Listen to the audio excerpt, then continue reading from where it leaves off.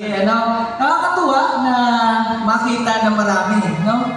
Dumating kami, past 8 na rin naman, pero siguro mga 8-10, sama ko si Jared, nag-stay pa kami sa likod. Hindi ako nag-expect na nag-uumpisa na pala dito sa loob. Tahimik na tahimik, okay?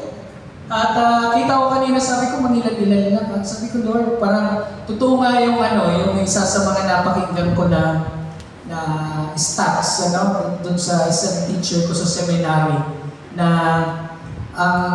sa 100 katao na binigyan mo ng encouragement na mag-soul winning, 4 lang talaga dyan ang equip. 4 lang ang umahayo dyan at alam kung paano mag-soul winning. And itong soul winning clinic natin ngayon, this is very timely. Na magkaroon tayo ng soul winning clinic sapagkat yung challenge ay napakalaki. Tama po ba? Napakalaki ng hamon. And please pray for me as I discuss to you some important pointers, some important points on how to win souls. Kasi wala akong tulog. Mag-umaga po akong nag-duty sa aming city evacuation center kasi ako po ay head ng response cluster pag merong disaster operation. And right now, may monitoring tayo.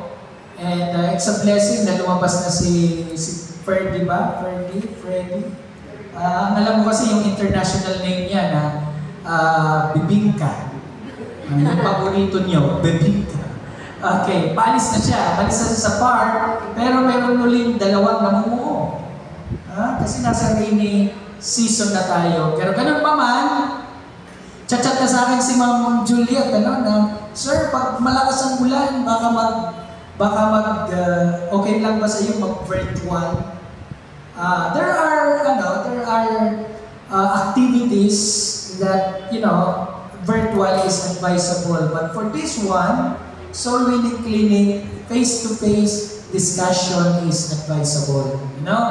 So sige, huwag na tayo magpapakatagal at baka makatulog ako sa harapan ninyo.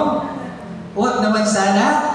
May I request everyone to please join me in a word of prayer and let's dedicate everything to the Lord this morning. So we pray. Panginoon, salamat po Diyos, naming banal sa umagang ito na binigay niyo po sa amin. Sa magandang panahon, Panginoon, salamat sa kasagutan niyo sa aming panalangin na hindi nyo inayaan ang mga panalasang bagyo at umalis na po, Lord, sa aming area of responsibility, O Lord. At ngayon naman, Lord, salamat at nandito po, Lord, ang mga anak ninyo at ito po ay pagpapakita na sila ay tumutugon sa iyong kautusan ng Great Commission na ako na humayo at abutin yung mga kaluluwang wala pa po sa inyo, Lord. Pagpalain yung bawat isa, nawa matuto po kami. Ako po, Lord, ay salat sa kaalaman. Ako'y nakadepende lamang po sa inyo. Kung wala po kayo, wala akong magagawa. Pinili yung karunungan, ng pasensya, puspusin niyo ko ng ibang Espiritu, O Lord. Alahin po namin ang lahat na ito in Jesus' name. Amen. Okay, maraming salamat. Pwede na po kayo maupo. Sige, check lang ng konti. Sino po yung mga from House Group 1A? Wow, dami naman. Sana all. House Group 1C. B. Nag-jump, sino 1B? 1C. House Group 2. Okay? House Group, wala bang 3? House Group 3, 4, 5, 6, dalawa kami. Okay. So, sige. Sino pa? 7, 8. Ayun, okay. Praise God. Represented lahat yung house groups natin. Palampakan natin yan. Purihin ng Panginoon.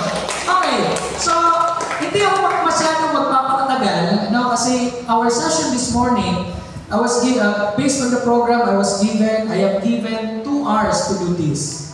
And that's very good. And to be honest, kulang yan sa akin. Hindi, joke lang. Sige, ang isang resource speaker ay flexible sa oras na binibigay sa kanya.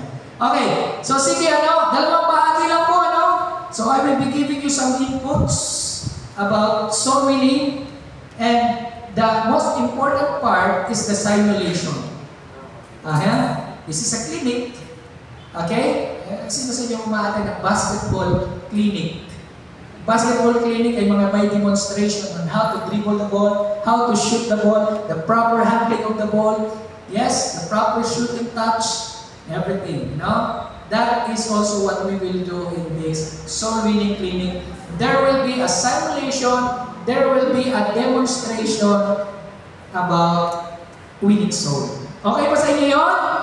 Yes. Yan. So, sige. Bago magtuloy-tuloy sa discussion, okay, I would like to count off, I would like us to group into 5. We will be forming 4 groups.